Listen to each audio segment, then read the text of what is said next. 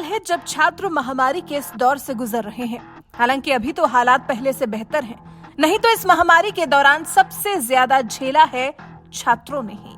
सबसे ज्यादा परेशानी इन छात्रों ने ही उठाई है। सरकार ने कोशिश तो की है छात्रों को ऑनलाइन परीक्षा की, ऑनलाइन पढ़ाई के लिए तैयार करने की, लेकिन छात्र की जो ओवरऑल ग्रोथ है वो लगता है काफी पीछे रह गई है इस महामारी के कारण। ऐसे माहौल में 10वीं की परीक्षा भी शुरू हो चुकी है। बंगाल में भी 10वीं का बोर्ड एग्जाम आज सोमवार से शुरू हुआ, वो भी कड़े नियम कानून के अनुसार।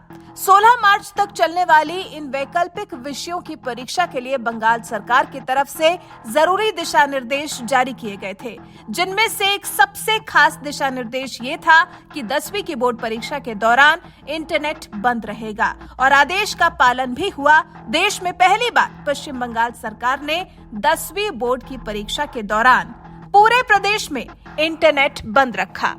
इन परीक्षाओं में 6,21,931 छात्राएं और 4,96,890 छात्र हिस्सा ले रहे हैं। आज इन छात्रों ने अपना पहला एग्जाम दिया और इस दौरान राज्य सरकार ने पूरे प्रदेश में इंटरनेट सेवाओं को बंद रखा।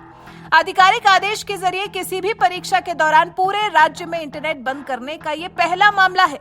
राज्य सरकार ने इस मामले से जुड़ा जो आदेश जारी किया था उसके मुताबिक मार्च की 7, 8, 9, 11, 12, 14 और 16 तारीख को इंटरनेट बंद रहेगा पूरे प्रदेश का। इंटरनेट सेवाएं बंद रहने का समय सुबह 11 बजे से दोपहर 3:15 बजे तक रखा गया है। आदेश में यह भी कहा गया है, भारत का संविधान भारतीय नागरिकों के लिए कुछ भी प्रतिबंधित कदम उठाने की सरकारों को आजादी देता है। उसी भावना के अनुरूप सरकार ने तय तारीखों में निश्चित अवधि के लिए स्थायी रूप से इंटरनेट बंद रखने का फैसला लिया। फोन कॉल, मैसेज सेवाओं के साथ ही अखबारों का प्रसार भी पहले की तरह ही जारी रहेगा। इसलिए ये नहीं मानना चाहिए कि सूचना, संचार या प्रसार पर कोई रोक लगाई गई है या उसे बाधित किया गया है, क्योंकि 10वीं के बोर्ड परीक्षा के दौरान इंटरनेट बंद करने का बंगाल का पहला ऐसा मामला है, तो फिर इसके पीछे का कारण भी बहुत बड़ा होगा।